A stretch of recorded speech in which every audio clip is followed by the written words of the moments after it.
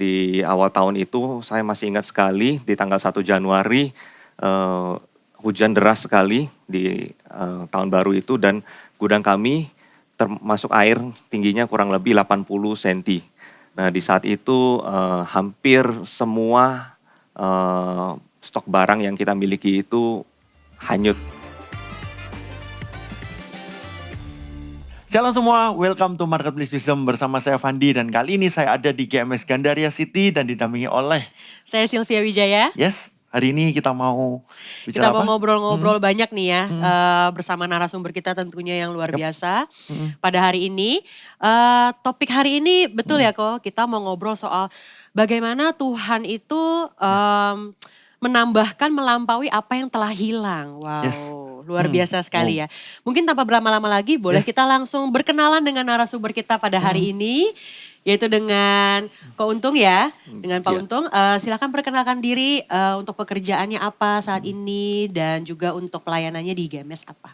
Shalom, nama saya Untung. Perkenalkan, saya sekarang dipercayakan sebagai CGL di GMS Central Park dan istri saya. Kami juga terlibat dalam pelayanan FLC dan juga di Welcome Home Lounge. Kami juga dipercayakan untuk jadi tim inti MSP Regional JJB. Dalam pekerjaan saya selaku direktur dari PT Cipta Harapan Indah Sejati. Kami bergerak di bidang distribusi dan perdagangan spare part, suku cadang kendaraan roda 4. Ya, itu aja. Ya, bagaimana ceritanya ketika ada bencana atau ada musibah seperti itu? Oke, pernah terjadi di tahun 2020, Jakarta itu dilanda banjir yang cukup besar. Ya, luar biasa waktu itu. Di awal tahun itu saya masih ingat sekali di tanggal 1 Januari, hujan deras sekali di tahun baru itu dan gudang kami termasuk air tingginya kurang lebih 80 senti. Nah di saat itu hampir semua stok barang yang kita miliki itu hanyut, ya, kena damage dari banjir itu. Banjir tersebut ya. Betul. Oke. Nah kira-kira maksudnya gini, apakah sebelumnya nggak ada tindakan preventif atau sebelumnya memang nggak pernah banjir gitu? Sebelumnya memang pernah banjir, cuman dari kami udah meninggikan barang-barang kami taruh di atas palet itu. Ya, tapi paletnya mungkin cuma 2-3 palet. Karena sebelum-sebelum itu banjir itu nggak sampai setinggi itu, gitu. Jadi dampaknya itu sangat minim untuk tahun-tahun sebelumnya. Nah di tahun itu semua hampir kurang lebih 70-80% dari barang kita tuh terdampak kerusakan dari banjir itu. Berarti ini damage yang paling parah selama ini ya? Ya, ya, betul. Terus dengan kondisi seperti itu kira-kira gimana, apa yang diperbuat gitu? Iya. Pastinya yang pertama pasti sedih ya. Terus yang Ya. kedua kira-kira kan pasti berhitung juga kan karena kita orang-orang bisnis. Nah caranya berhitung apakah bisa dipakai lagi atau mungkin ganti kemasannya atau terpaksa harus jadi besi bekas gitu. Oke, waktu itu karena kalau barang telah kena banjir ya waktu itu sangat penting. Semakin cepat kita atasi, semakin banyak yang mungkin bisa kita selamatkan. Jadi step pertama yang kita lakukan, kita coba selamatkan barang-barang, kita pindahkan yang mungkin masih bisa terselamatkan. Selebihnya kalau barang udah kena banjir ya produk kita tuh boleh dibilang ya udah bener-bener tinggal di scrap gitulah. Tidak bisa terpakai lagi ya? Iya. Ya pasti kemasan itu, kardus apa semua tuh udah pasti harus dibuang. Gitu. Saya kadang-kadang bingung gimana kok, sorry ya sekalian nanya, Ya. kok bisa 70%? Setahu saya kan kalau gudang itu pasti ada raknya gitu, atau itu barang Ya. mungkin cuman seperti beras gitu ya, cuman Apa semuanya ditumpuk. taruh di lantai gitu ya? Gitu. Oke, kebetulan barang-barang kita itu karena barang berat, jadi kita tuh nggak ditumpuk di rak. Dan juga barang-barang yang kita masukin ke dalam kardus, kalau misalnya banjirnya itu tinggi, kardus kena air kan dia istilahnya hancur melewat. ya. Dan yang atas itu akan rubuh. Jadi di momen itu sebenarnya saya nggak bisa menempatkan dengan spesifik itu 70 apa 80 berapa persen. Tapi kalau dihitung-hitung pada saat kita scrap itu ya kurang lebih pasnya antara 70 sampai 80%. Yang bisa sisa kita jual itu ya 20%-an di momen itu. Boleh cerita sedikit nggak kayak damage-nya kepada bisnis akhirnya kayak seperti apa gitu ya? Kayak apakah artinya benar-benar harus sampai berhutang atau harus mengeluarkan modal baru atau bagaimana gitu cara melakukannya waktu itu? Ya di momen itu cukup sedih ya, kalau maksudnya juga cukup dari sisi kita ngitung-ngitung ya. Ya ampun, ini banyak barang pun yang kita tuh masih hutang Ah, gitu. Kita belinya dengan kredit, kita masih hutang. jadi barang dikirim nggak Belum langsung lunas sempet, gitu ya, masih Iya. ada iya TOP-nya gitu. betul, Heeh. belum sempet dijual, tapi udah nggak bisa dijual. Oke. Nah di momen itu ya pada satu titik kita rasanya sakit hati gitu ya, nggak bisa ngelepaskan sampai satu titik kami berdoa, kita merasa Tuhan, oke Tuhan yang memberi, Tuhan yang mengambil juga segala sesuatu itu kita relakan. Kita percaya bahwa kita pegang janji Tuhan. Tahun itu 2020 kebetulan the year of unity and acceleration. Sebenarnya di awal tahun itu tuh kita tuh punya eh, aspirasi, oke tahun ini nih kita mau jor-joran. Karena kebetulan saya mulai terjun dalam bisnis itu baru 5 tahun dan kita melewati momen-momen perintisan, pemulihan, dan 2020 itu sebenarnya tahun, oh yes kita mau pegang janji Tuhan ini, kita mau accelerate, kita mau maju dengan pesat gitu loh. Nah pada satu titik akhirnya oke, ya udah kita nggak usah kecewa sama Tuhan, kita lanjutkan aja. Toh banjir ini bukan cuman kita yang terdampak, seluruh Jakarta boleh dibilang hampir semua usaha kena, masyarakat juga kena. Ya, itu udah di luar dari kendali kita. Yang bisa kita lakukan ya respon hati kita dari dalam, apa yang mau kita lakukan. Kita pegang janji Tuhan, kita doa, ya udah kita serahkan, kita relakan, kita jalankan, kita pikirkan hari demi hari. Kita jangan lihat bulan depan deh, kita lihat hari ini deh. Besok deh apa yang bisa kita lakukan. Kita bisa bersihkan berapa banyak, kita bisa jual berapa banyak. Kita mulai step by step, sedikit demi sedikit kita bicara dengan supplier kita. Kondisi kita seperti ini, bisa nggak kita dikasih keringanan. Nah, dan kita juga berusaha untuk mendapatkan janji. Maksudnya, oh ya dari sekarang kondisi kita seperti ini. Kami tahu utang kita tuh memang harus dibayar di bulan ini. Boleh nggak kita diberi keringanan, kita bayar bulan depan. Dan itu kita tepatin. Ya, Nah, ini dengan yang penting nih. Luar biasa. Terkadang ada orang yang musibah, malah lari atau gimana gitu ya. kita sampaikan dengan hitung-hitungan kita, oke bulan depan kami sanggup bayar 25%. Tapi dengan itu tolong dibantu kasih kita barang lagi supaya kita bisa muter. Nah dan dengan itu karena juga dari hubungan yang sebelum itu kita bangun dengan supplier, dan dengan berjalannya waktu, ternyata bulan depan benar nih dibayar. Bulan depan lagi benar nih dibayar sesuai janji. Nah hubungan kita dengan supplier juga, kepercayaannya juga dibangun dari situ.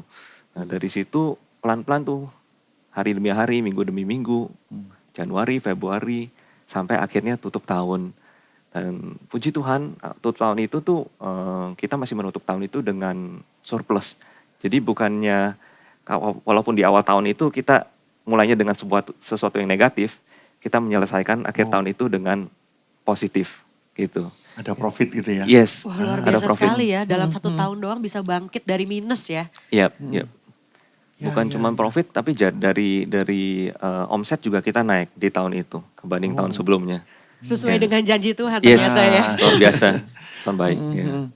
Nah pertanyaan saya gini, apakah waktu itu sebagai upaya preventif ya, apakah sudah ada, kita jelas bukan agen asuransi, Yeah. cuman minimal sempat pikir kan kenapa nggak diasuransi gitu, Oke. Oh iya gudangnya, barangnya, apanya. gudangnya ya. Oke, asuransi kita ada, tapi kebetulan di wilayah itu untuk kebanjiran itu tidak ada, tidak di cover karena memang areanya area yang rawan banjir. Jadi memang banjir itu nggak di cover untuk area itu. Nah dari kita preventif setelah tahun itu kita sadar, jadi oke, kita nggak mau banjirnya akan datang lah, tiap tahun akan datang. Jadi sepanjang tahun itu kita meningkatkan naikin gudang gitu ya. Gudangnya itu kita bikin panggung-panggung untuk taruh barang-barang. Ya mungkin memang di awal-awal itu secara cash flow budget kita juga pas-pasan. Jadi yang kita lakukan itu kita merencanakan tiap bulan kita pokoknya naikin satu bagian dari gudang itu. Karena untuk langsung satu gudang penuh itu secara budget, apalagi kita harus mengatur cash flow untuk penjualan barang baru masuk dan bayar utang.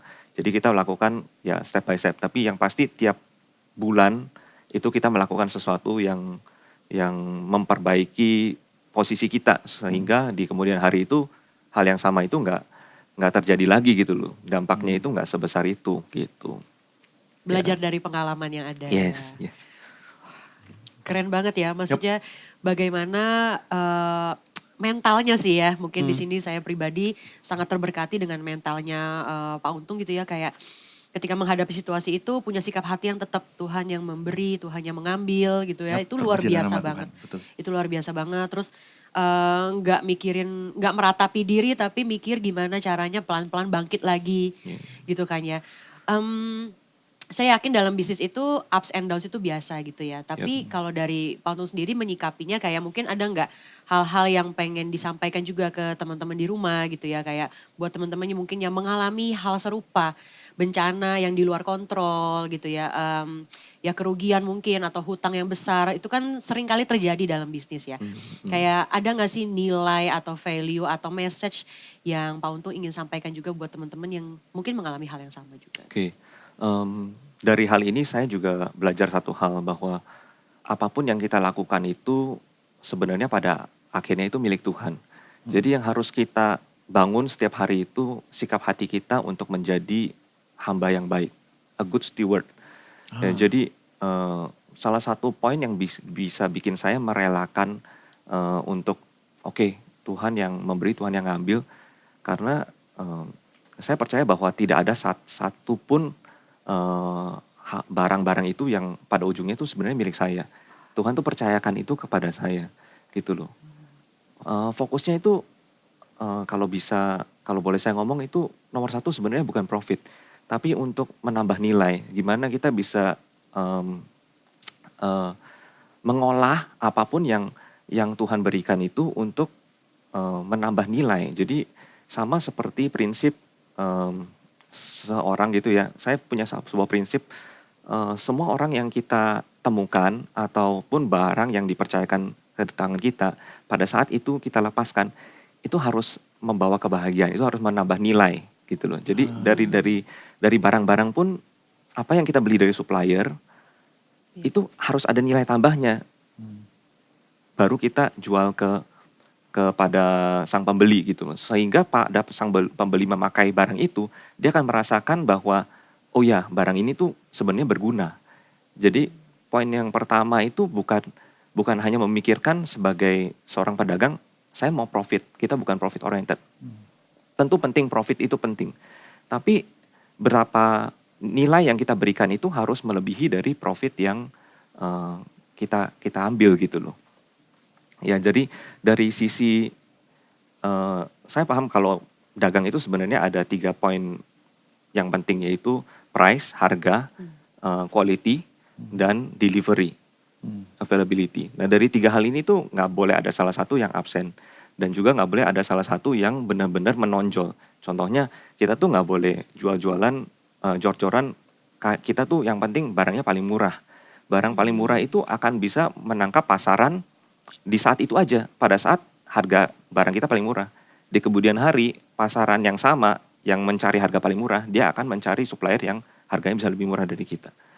Betul. Nah, perang harga ya. Betul. Jadi, tapi harga penting. Nggak mungkin kita membeli sesuatu tuh tanpa mempertimbangkan harga. Betul. Nah, harga itu yang paling dekat itu selalu relasinya dengan kualitas. Ya, kualitas itu juga nggak ada barang sesuatu yang ekstrim lah. Kalau saya jual barang itu jarang saya bilang, oh barang saya itu nggak mungkin rusak. Dan justru barang itu rusak baru dia akan beli lagi.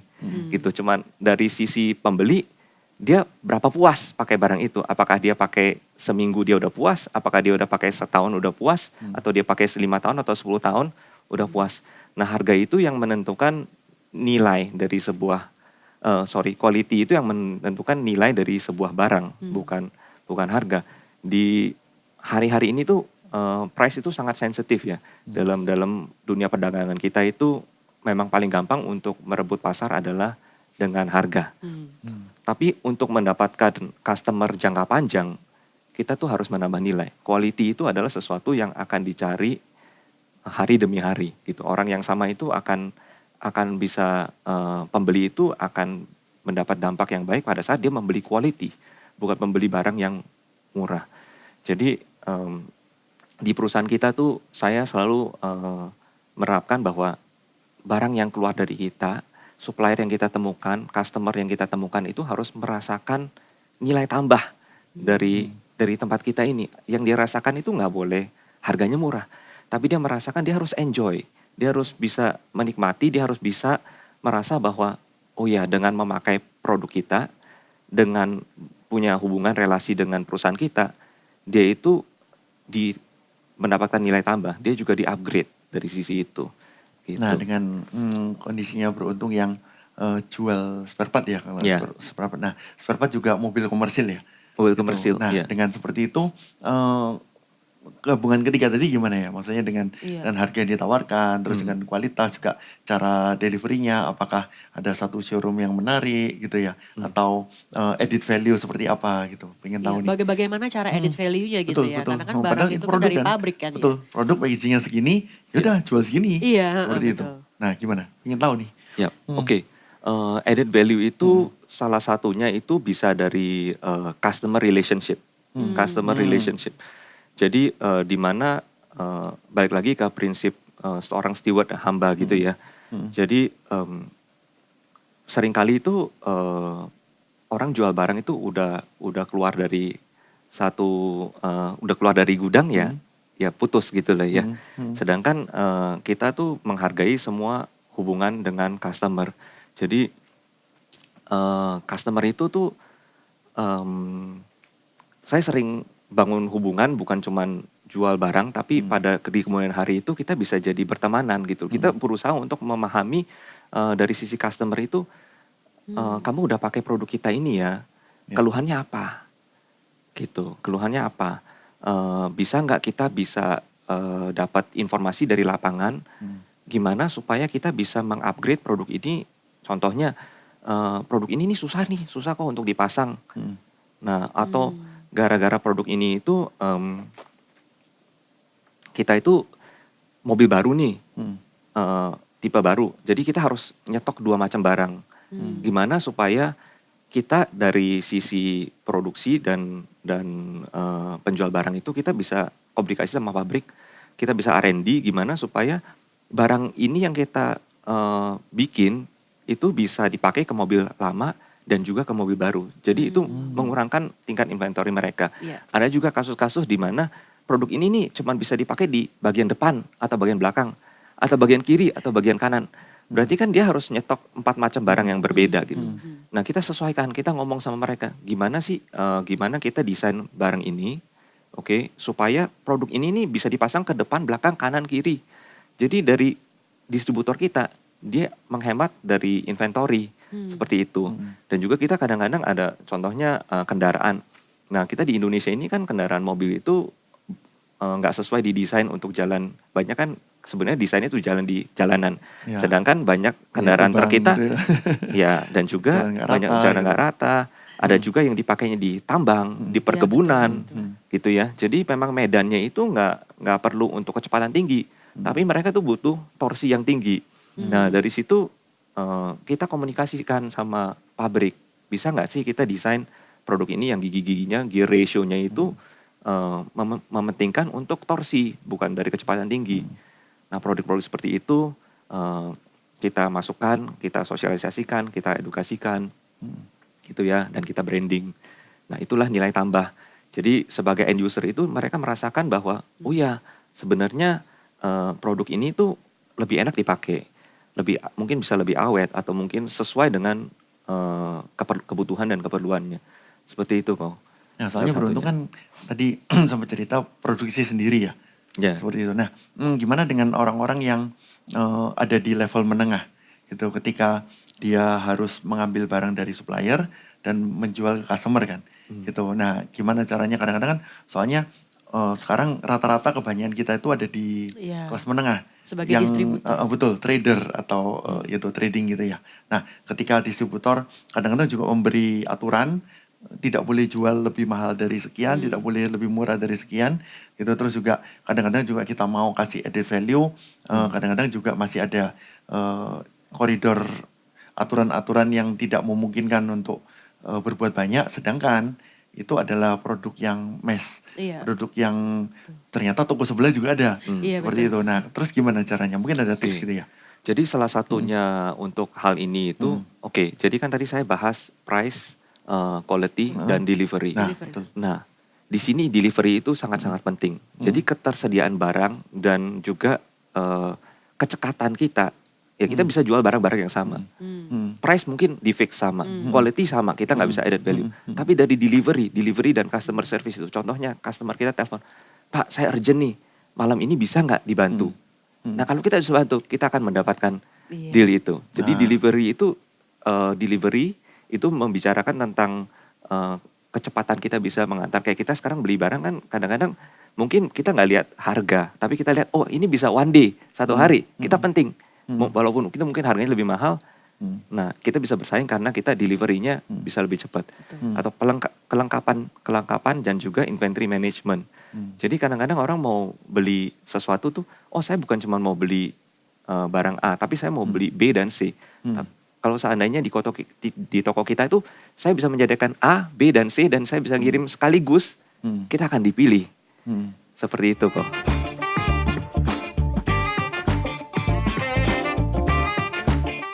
Sekarang mari kita dengarkan apa yang jadi prinsip firman Tuhan pada hari ini. Katanya, kata Ayub, dengan telanjang aku keluar dari kandungan ibuku, dengan telanjang juga aku akan kembali ke dalamnya. Tuhan yang memberi, Tuhan yang mengambil, terpujilah nama Tuhan. Di sini kita bisa melihat Ayub, salah seorang yang bekerja keras luar biasa tokoh Alkitab. Lalu dia menjadi orang yang paling kaya di daerah timur pada waktu itu. Di situ dengan adanya pertemuan Tuhan dengan iblis, lalu ketika itu iblis mengatakan bahwa iya enak aja Ayub mendapatkan segalanya karena berkat Tuhan. Lalu iblis mengatakan copot itu semua dari diri Ayub.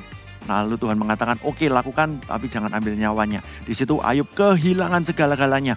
Kalau saya sekilas pernah hitung-hitung, Ayub itu kehilangan berapa ratus miliar pada waktu itu secara aset dan sebagainya. Tetapi di sini Ayub tidak mengutuki Tuhan, tidak komplain sama Tuhan. Apapun yang terjadi pada Ayub, itu Ayub kembalikan juga pada Tuhan. Kenapa? Ayub adalah ciptaan Tuhan. Dan di situ dikatakan, dengan telanjang aku keluar dari kandungan ibuku, dengan telanjang juga aku akan kembali kepadanya. Tuhan yang memberi, Tuhan yang mengambil, terpujilah nama Tuhan. Percaya kita bahwa Tuhan punya kendali atas hidup kita. Dan ketika kita percaya benar-benar di saat yang sangat-sangat tidak enak, Tuhan yang memberi, Tuhan juga yang mengambil. Gak apa-apa ya Tuhan. Tapi kita tahu juga bahwa hidup kita tidak berhenti sampai situ. Hidup kita tahu, Pastor Philip seringkali mengatakan juga setiap masalah ada tanggal kedaluarsanya. Kita kerjakan apa yang jadi bagian kita, tetap semangat, tetap optimis, tetap punya iman, kerjakan segala sesuatunya, do extra mile. Yang orang-orang lain tidak bisa lakukan, kita lakukan dengan sepenuh hati dan kita lakukan dengan added value, dengan value yang berlebih. Dan saya percaya, nah ketika kita melakukan seperti itu, Tuhan akan berkenan dengan hidup kita dan kita bisa melihat Ayub endingnya, Tuhan kembalikan semuanya 2 kali lipat. Dan saya percaya, kerjakan apa yang jadi bagian kita dengan sungguh-sungguh, dengan tanpa putus asa, dengan added value dan sebagainya. Saya percaya Tuhan juga akan mengembalikan keadaan Anda. Sehingga kita semua bersorak-sorai dan memuliakan nama Tuhan. Tuhan Yesus memberkati.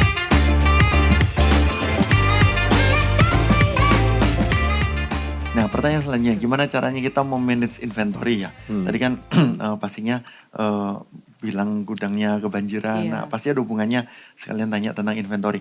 Inventory yang bijaksana itu seperti apa? Gitu Kak, seberapa banyak barang yang fast moving, seberapa banyak barang yang medium gitu ya, medium Betul. moving atau yang slow moving tapi tetap harus di stok walaupun ini kadang-kadang bisa jadi dead stock. Nah itu gimana? Nah kalau soal bicara tentang inventory itu nggak mungkin jauh dari statistik kok. Jadi memang untuk inventory itu harus ada yang namanya pendataan. Kita nggak bisa memanage inventory berdasarkan feeling. Iya, Oh rasanya barang ini nih laku nih, Sering laku ya. gitu loh.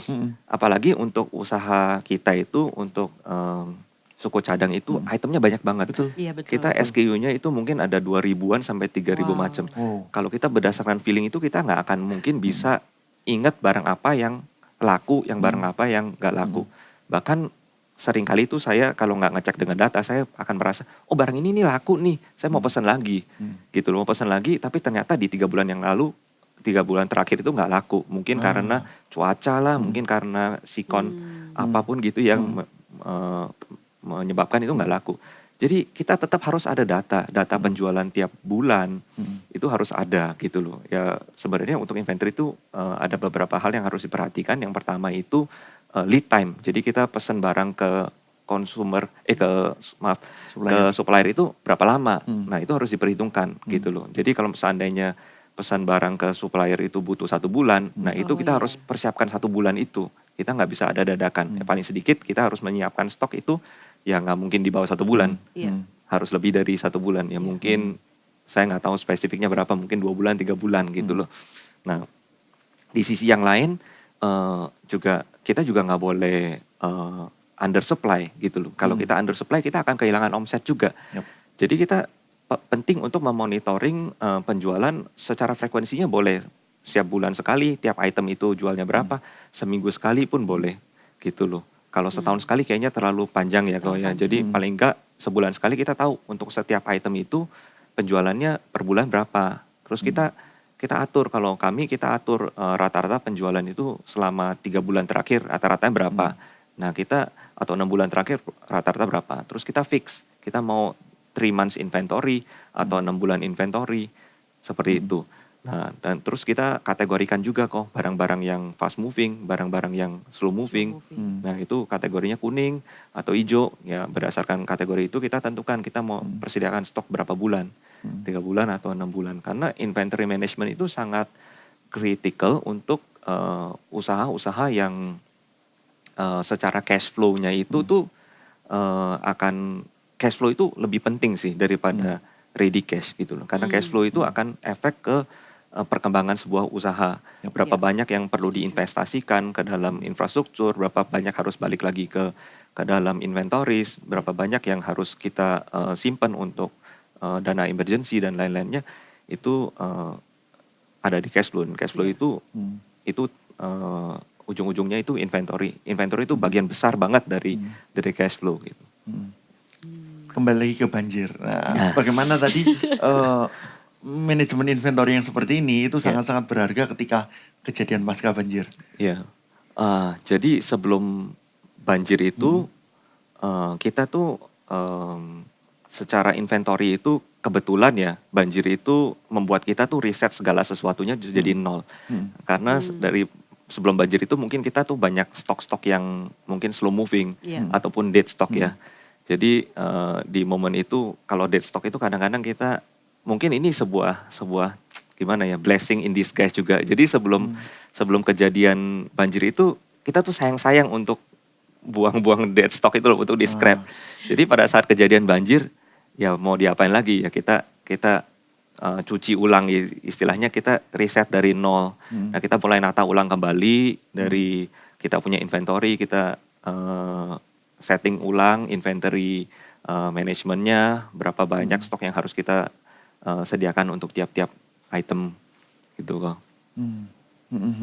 Nah ini membuat akhirnya ketika setelah bencana itu bagi saya nanti akan terlihat siapa yang akhirnya bisa muncul sebagai pemenang. Itu adalah mereka yang bisa tahu kapan, karena napasnya nggak panjang kan, gitu. Kecuali kalau tidak ada apa-apa, semua orang punya napas panjang kan, gitu. Tapi kalau dalam krisis, dalam musibah, dalam apa itu akan kelihatan orang-orang siapa yang bisa jaga napasnya supaya di akhirnya survive, bahkan berkelanjutan dan bahkan akhirnya bisa profit.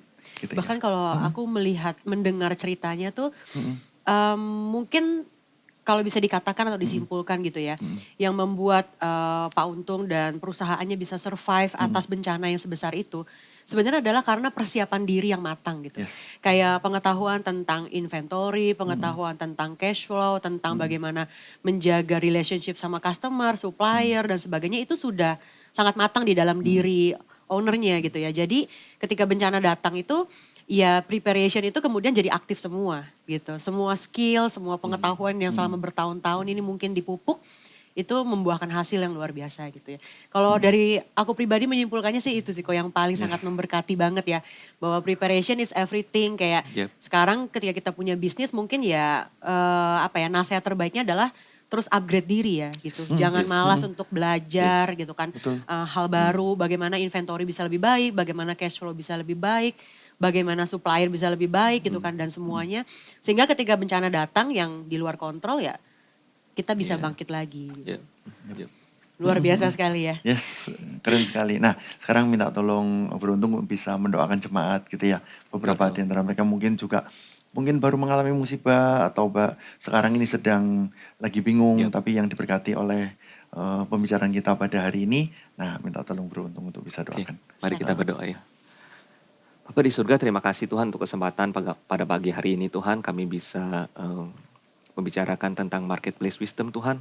Tuhan, hamba-Mu mau mendoakan untuk teman-teman pengusaha-pengusaha yang lain Tuhan yang dalam pekerjaan ataupun usaha mereka sedang mengalami pergumulan Tuhan. Tuhan, hamba-Mu berdoa agar hikmat-Mu Tuhan turun atas kehidupan mereka, usaha mereka Tuhan. Biarlah berikan mereka hikmat-hikmat perencanaan, hikmat-hikmat untuk mengambil keputusan yang baik, yang benar Tuhan, yang agar sehingga apapun yang mereka lakukan dalam pekerjaan mereka itu berkenan di hadapan-Mu Tuhan. Tuhan, hamba-Mu juga berdoa atas favor-Mu Tuhan, perkenanan-Mu Tuhan, karena kami percaya Tuhan perkenanan-Mu yang mendatangkan terobosan, dan juga Tuhan hamba-Mu berdoa Tuhan, Kau buka pintu-pintu untuk terobosan-terobosan baru Tuhan, kepercayaan-kepercayaan baru Tuhan atas kehidupan mereka Tuhan. Biarlah mereka bisa mengandalkan Engkau Tuhan, hanya Engkau Tuhan.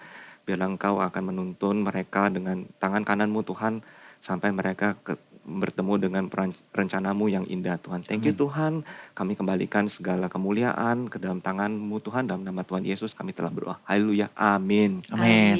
Thank you ya. Thank you, Beruntung. Terima kasih banyak Pak Untung Sama-sama. atas sharing-sharingnya yang sangat memberkati banget. Jadi teman-teman buat next episode di Marketplace Wisdom jangan lupa like, share, subscribe. Dan juga komen bagi beberapa di antara kita mungkin ada ide-ide tentang tema apa yang perlu kita bahas. Kita tunggu. Sampai jumpa. Oke, see you. Bye-bye. God Bye-bye. bless.